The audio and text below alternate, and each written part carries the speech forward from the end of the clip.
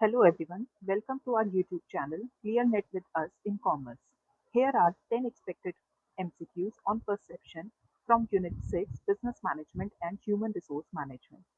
If you haven't subscribed to our channel, please subscribe to our channel and hit the bell icon to get notification every time a new video is uploaded. You can mail us at clearnetwithus@gmail.com and you can also follow us on our Facebook page. So let's start with the questions. The first question is, the physical process of obtaining data from environment is known as dash, and the options are perception, cognition, sensation, and none of the above. So before answering, let's get to the meaning, what every term means. First of all, we'll start with sensation. So what do we mean by sensation? Sensation जो है वो एक तरह का input है जो हमें physical word से मिलता है हमारे सेंसेस के थ्रू. ठीक है. कॉग्निशन कॉग्निशन जो है वो इंफॉर्मेशन होती है और कॉग्निटिव प्रोसेस में इंडिविजुअल्स जो हैं उस इंफॉर्मेशन को प्रोसेस करते हैं. एंड परसेप्शन परसेप्शन जो है वो एक ऐसा कॉग्निटिव प्रोसेस है जहाँ पर इंडिविजुअल्स डाटा सेलेक्ट करते हैं एनवायरनमेंट से, उसको ऑर्गेनाइज करते हैं और उसको एक मीनिंग देते हैं. अब यहाँ से हमें पता चलता है कि कॉग्निशन तो आंसर है नहीं, तो अब बची दो टर्म्स, परसेप्शन एंड सेंसेशन. अब सेंसेशन में इंडिविजुअल्स जो है वो जस्ट अवेयर होते हैं जो भी स्टिमुलाई या इनपुट एनवायरनमेंट में है, लेकिन परसेप्शन के अंदर हम उस इनपुट से मीनिंग डिराइव करते हैं. So the answer to this question is sensation. Okay. Second question, which of the following is not the stage in the perceptual mechanism or process? The options are selecting, organizing, analyzing and interpreting. तो सबसे पहले हम perception का process देख लेते हैं. ये है परसेप्शन का प्रोसेस जिसके अंदर 3 स्टेजेस हैं: perceptual inputs, perceptual throughputs and perceptual outputs. तो बेसिकली ये क्या है, एक इनपुट है जिस इनपुट की प्रोसेसिंग होती है और हमें आउटपुट मिलता है. ठीक है. ये एक सिंप्लीफाइड वर्जन है हमारे परसेप्शन के प्रोसेस का. Perceptual input is in the form of stimuli. Stimuli मतलब इनपुट. जो इनपुट एनवायरनमेंट में अवेलेबल है वो इनपुट जो है ऑब्जेक्ट्स की फॉर्म में हो सकता है, इवेंट्स की फॉर्म में हो सकता है और पीपल की फॉर्म में हो सकता है. ठीक है. अब जो ये इनपुट हमें मिला है एनवायरनमेंट से, अब इसका ट्रांसफॉर्मेशन होता है थ्रू परसेप्चुअल थ्रूपुट्स और इसके अंदर हमारी 3 स्टेजेस हैं: selecting, organising and interpreting. Selecting में क्या होता है, अब हमें एनवायरनमेंट से बहुत ज़्यादा इनपुट मिलता है, तो एक इंडिविजुअल के लिए पॉसिबल नहीं है कि वो सारे इनपुट को सेलेक्ट करके उसका मीनिंग इंटरप्रेट कर सके. तो इंडिविजुअल क्या करता है, based on the external and internal factors of the perceiver, हम सारे इनपुट में से कुछ इनपुट सेलेक्ट कर लेते हैं, तो उसको हम बोलते हैं सेलेक्टिंग. Then comes organising. अब जो इनपुट हमने सेलेक्ट किया है उसको किसी फॉर्म में ऑर्गेनाइज किया जाता है so as to make sense of it. जैसे हमें पहले से पता है कि एक चेयर जो है वो वुड की बनी होती है. ठीक है. उसकी 4 लेग्स होती हैं, एक सीट होती है, एक बैक होती है, आर्मरेस्ट होते हैं. तो ये इमेज हमारे माइंड में चेयर की बनी हुई है. तो जब हम कोई ऐसी चीज देखेंगे, ऐसा ऑब्जेक्ट देखेंगे जो वुड का बना हुआ हो, जिसकी 4 लेग्स हो, तो हम उसको रिकॉग्नाइज कर लेंगे उस ऑब्जेक्ट को कि वो चेयर है. तो हम ये ऑर्गेनाइजिंग में करते हैं. And the next step is interpreting. अब जो हमने इंफॉर्मेशन को ऑर्गेनाइज किया है, जब हम उसकी कुछ सेंस बनाते हैं, उससे कोई मीनिंग डिराइव करते हैं, उसको हम इंटरप्रेटिंग इंटरप्रेटिंग कहते हैं. ठीक है. जब इंटरप्रिटेशन होता है तो जो परसीवर है उसकी कुछ अपनी एजम्पशंस होती हैं, अ, और उस बेसिस पर वो जो है उसका मीनिंग डिराइव करता है, तो उसको हम इंटरप्रेटिंग कहते हैं. तो ये है परसेप्चुअल थ्रूपुट. अब ये प्रोसेसिंग होने के बाद हमारा लास्ट स्टेप आता है परसेप्चुअल आउटपुट्स. परसेप्चुअल आउटपुट्स में यहाँ पर हमने मेंशन किया है एक्शंस. एक्शंस जो है वो किस फॉर्म में हो सकते हैं, एक्शंस जो है वो ओवर्ट और कोवर्ट एक्शंस हो सकते हैं. ठीक है. तो ये हमारा प्रोसेस है: perceptual inputs, perceptual throughputs and perceptual outputs. Perceptual throughputs में हमने 3 स्टेजेस देखी हैं: सेलेक्टिंग, ऑर्गेनाइजिंग एंड इंटरप्रेटिंग. तो going back to our question, हमारे पास ऑप्शन थी selecting, organising, analysing and interpreting. तो अब आप यहाँ से देख सकते हैं कि सेलेक्टिंग थ्रूपुट के अंदर हमारा फर्स्ट था सेलेक्टिंग, सेकंड था ऑर्गेनाइजिंग और थर्ड था इंटरप्रेटिंग। तो मतलब अब आंसर क्या हो गया, कौन सी स्टेज नहीं आती है परसेप्चुअल मैकेनिज्म में, वो है analysing. Okay, third question, stimuli in the perceptual process is not in the form of। अभी मैंने आपको ये बताया था प्रोसेस में, ये देखिए कि हमारा जो ये स्टिमुलाई है ये किस फॉर्म में होता है, ये हमारा होता है ऑब्जेक्ट्स, ये हमारा होता है ऑब्जेक्ट्स की फॉर्म में, इवेंट्स की फॉर्म में और पीपल की फॉर्म में। ये जो एक्शन है, ये एक्शन हमारा पार्ट होता है आउटपुट का। ठीक है, तो अब इसका आंसर क्या हो गया इस बेसिस पर, action. So stimuli in the perceptual process is not in the form of action. Okay.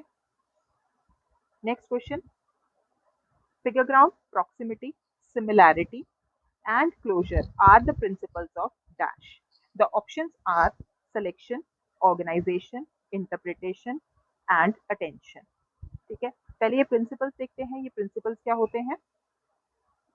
Figure ground, by perceiving stimuli, the tendency to keep certain phenomena in focus and other phenomena in background। मतलब क्या है, जैसे आप ये slide देख रहे हैं, इस स्लाइड में हमारा फोकस जो है, जो किस पे है, जो टेक्स्ट लिखा है, और बैकग्राउंड में क्या है, ये जो आपको वाइट बैकग्राउंड दिख रहा है, ये बैकग्राउंड है। तो इंडिविजुअल जो है, जब भी वो कुछ इंटरप्रेट करते हैं, तो वो मीनिंग डिराइव करते हैं ऐसी चीजों से। मतलब वो किसी चीज को फिगर में लेते हैं, किसी चीज को बैकग्राउंड में लेते हैं, और उस बेसिस पर वो डिसीजंस लेते हैं। Second is grouping, tendency to group several stimuli into recognisable patterns. अभी मैंने आपको समझाया था कि हम जैसे मैंने आपको चेयर का एग्जांपल दिया था, तो हमने उसको एक रिकॉग्नाइजेबल पैटर्न, मतलब जब हमने कोई चीज देखी वुड की जिसकी 4 लेग्स थी, बैक थी, सीट थी, तो हमने उसको क्या किया, उसका मीनिंग डिराइव किया कि वो, मतलब उससे हमने उस ऑब्जेक्ट को आइडेंटिफाई किया कि वो चेयर है। ग्रुपिंग के 4 आपके फर्दर प्रिंसिपल्स हैं, proximity, similarity, continuity and closure. Proximity के अंदर क्या होता है, प्रॉक्सिमिटी का मतलब होता है क्लोजनेस। मतलब जो इनपुट्स क्लोज होते हैं उनको हम एक ग्रुप के अंदर लाते हैं, चाहे वो एक दूसरे से सिमिलर हो ना हो, लेकिन जो जैसे ऑफिस में जो लोग एक साथ बैठते हैं, ठीक है, आसपास बैठते हैं, तो वो प्रॉक्सिमिटी के अंदर आता है। मतलब यहाँ पर हम फिजिकल क्लोजनेस की बात कर रहे हैं। सेकंड है सिमिलैरिटी। अगर सिमिलैरिटी है स्टिमुलाई के बीच में, तो हम परसीव करेंगे कि वो सेम ग्रुप को बिलोंग करते हैं। ठीक है, जैसे कि for example white collar employees and blue collar employees. ठीक है, तो हम व्हाइट कॉलर एम्प्लॉयज को एक ग्रुप मानते हैं, ब्लू कॉलर एम्प्लॉयज को अलग ग्रुप मानते हैं। Then we have continuity. Continuity के अंदर हमारे पास कॉन्टिन्यूस इंफॉर्मेशन हमारे पास अवेलेबल होती है, और उस बेसिस पर हम जजमेंट करते हैं। अब ये कॉन्टिन्यूस इंफॉर्मेशन का मतलब क्या है, कॉन्टिन्यूटी के अंदर ये एश्योरेंस होती है कि जो पास्ट में हुआ है ना, वैसा ही ट्रेंड सपोज फ्यूचर में भी चल सकता है। जैसे कि इसका सबसे सिंपल एग्जांपल है, आप ट्रेड साइकिल्स देखते हो कि ट्रेड साइकिल्स के अंदर कैसे ऐसे वो होता है, तो हम इस बेसिस पर डिसीजन लेते हैं कि मार्केट की सिचुएशन क्या हो। And the last is closure. Closure के अंदर जब पीपल लोगों के पास इनकम्प्लीट इनपुट होता है ना, तो वो खुद से उस गैप को फिल कर लेते हैं। ठीक है, उस इनकम्प्लीट इंफॉर्मेशन को भी वो एक मीनिंगफुल इंफॉर्मेशन में टर्न कर देते हैं।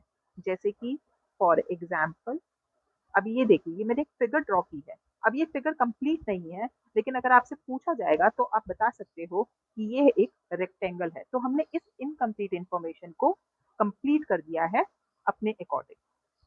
ठीक है, तो ये प्रिंसिपल्स हैं। अगर आप इनका सेंस बनाएं, तो ये प्रिंसिपल्स जो हैं वो पार्ट हैं किसका, ऑर्गेनाइजेशन का।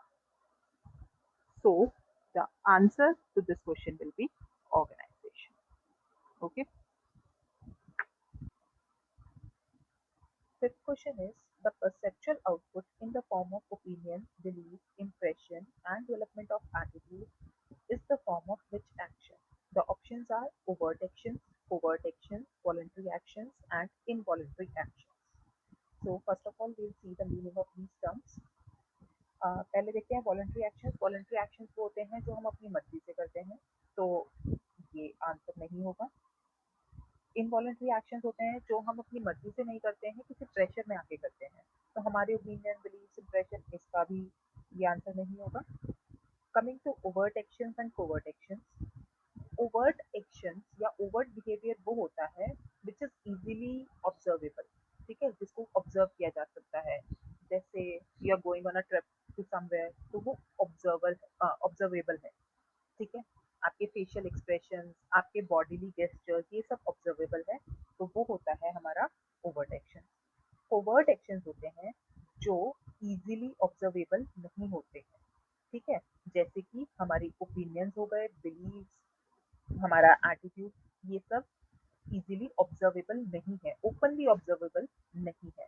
So the answer to this question will be covert action. Sixth question is, when you detect the sound of a ringing bell, it is dash, and once you interpret it as the sound of your alarm clock, then it is dash.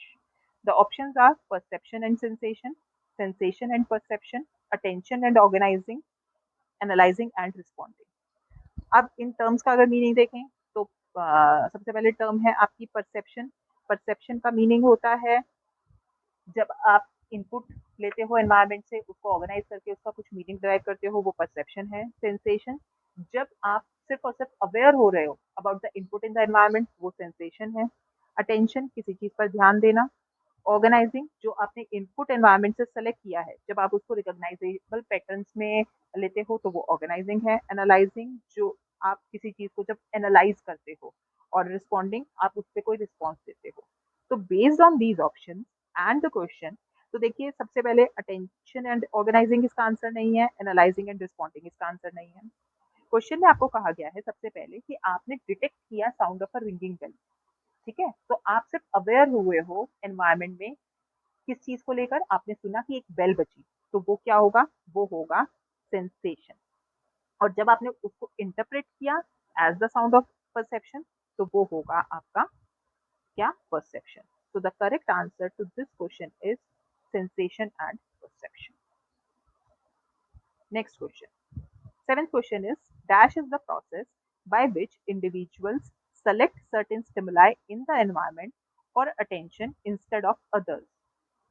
क्या मतलब है इसका कि एक ऐसा process जिसके अंदर individuals जो हैं वो सारा इनपुट ना सेलेक्ट करके एनवायरनमेंट से कुछ इनपुट को सेलेक्ट करते हैं। तो options are cognition, perceptual selectivity, attention and perceptual input.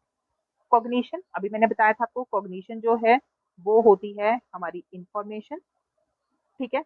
Perceptual selectivity, अब वैसे तो नाम से ही पता चल रहा है, ऊपर क्वेश्चन में कहा है इंडिविजुअल सेलेक्ट सर्टेन स्टिमुलाई, ठीक है। तो जब हमने कोई इनपुट सेलेक्ट किया है, सारा इनपुट ना लेकर सिर्फ कुछ इनपुट लिया है, तो वो परसेप्चुअल सेलेक्टिविटी। अटेंशन और परसेप्चुअल इनपुट इसका आंसर नहीं है। So the answer is perceptual selectivity.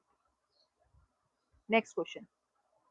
Eighth question is, in what stage of the perception process are individuals likely to put things into patterns? अगर आपको प्रोसेस याद हो, मैंने इसमें 3 स्टेजेस बताई थी आपको। फर्स्ट स्टेज थी आपकी इनपुट, सेकंड स्टेज में ट्रांसफॉर्मेशन या थ्रूपुट्स हो रहे थे, और लास्ट स्टेज में आउटपुट्स थी। ट्रांसफॉर्मेशन की 3 स्टेजेस थी, सबसे पहले सेलेक्टिंग, फिर ऑर्गेनाइजिंग एंड लास्ट इंटरप्रेटिंग, ठीक है। तो मैंने आपको बताया था सेलेक्टिंग में हम क्या कर रहे हैं, हम सिर्फ और सिर्फ सारे इनपुट, अवेलेबल इनपुट में से कुछ इनपुट को सेलेक्ट कर रहे हैं। जब हम उससे कोई उसमें उसको हम बना रहे हैं, मतलब उसको रिकॉग्नाइजेबल पैटर्न्स में ग्रुप कर रहे हैं, तो वो ऑर्गेनाइजिंग है। और इंटरप्रेटिंग, जब हम उससे मीनिंग ड्राइव कर रहे हैं। तो based on this information, the answer to this question will be organising. Okay, next question. Ninth question is, which of the following will influence an individual's perception? The options are individual needs, previous experiences, sensory abilities, and all of the above. तो अब इनमें से कौन कौन सी चीजें जो हैं वो इंडिविजुअल के परसेप्शन को इन्फ्लुएंस करती हैं? तो सबसे पहले इंडिविजुअल नीड्स, ऑब्वियसली अब जब हम इनपुट इनपुट सेलेक्ट करते हैं एनवायरनमेंट में, वो अपने हिसाब से करते हैं, ठीक है। जैसे अगर मुझे भूख लगी है, तो और मैं हाईवे पे जा रहे हैं हम, तो मैं ज्यादा ध्यान दूंगी उन बोर्ड्स पर जिसमें किसी रेस्टोरेंट के बारे में मेंशन है। प्रीवियस एक्सपीरियंसेस, हमारे प्रीवियस एक्सपीरियंसेस भी उसको वो करते हैं। जैसे मुझे पता है मैं उस हाईवे पे पहले गई हुई हूँ, तो मुझे एक आइडिया है कि कहाँ पर रेस्टोरेंट आएगा, तो वो प्रीवियस एक्सपीरियंसेस भी करेंगे। सेंसरी एबिलिटीज, कि आपका ध्यान मतलब आप फटाफट से रिकॉग्नाइज कर लेते हो उस रेस्टोरेंट को या उस बोर्ड को, तो वो सेंसरी एबिलिटीज थी। तो इसका मतलब क्या है, ये तीनों चीजें इफेक्ट करती हैं। तो the answer will be all of the above. Okay, last question. When we judge someone on the basis of our perception of the group to which he or she belongs, we are using the decision making technique of dash. The options are projection, escalation of commitment, self fulfilling prophecy and stereotyping. तो इनका हम meaning देखते हैं, in terms का meaning क्या होता है। सबसे पहले है projection, tendency to project on personality traits in other also. मतलब अगर मैं ऑनेस्ट हूँ तो मैं ये मानती हूँ कि सभी ऑनेस्ट होंगे, that is projection. Escalation of commitment, हम किसी चीज के लिए इतने कमिटेड हैं कि हमें पता है वो गलत है, लेकिन फिर भी हम उसके लिए कमिटेड हैं। Then we have self fulfilling prophecy.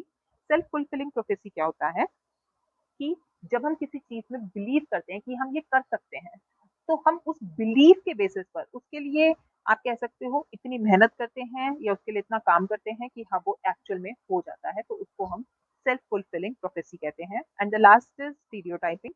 Stereotyping, अगर एक ग्रुप है, ठीक है, और वो और कोई पर्सन उस ग्रुप को बिलोंग करता है, तो जो परसेप्शन मेरी उस ग्रुप को लेकर होगी ना, वही उस इंडिविजुअल को लेकर भी हो जाएगी, तो उसको हम स्टीरियोटाइपिंग कहते हैं। तो based on all these uh, all the meanings of these terms, the answer to this question will be stereotyping। क्योंकि यहाँ पर हमने क्या कहा, जैसे मीनिंग में था कि एक ग्रुप को अगर वो पर्सन बिलोंग करता है, तो जो मेरी परसेप्शन उस ग्रुप को लेकर है वो इस इंडिविजुअल को लेकर भी हो जाएगी। ठीक है, तो आंसर होगा stereotyping. So these were the all questions. Hope they will be helpful to you. We'll come with part 2 soon. Happy learning. Thank you everyone.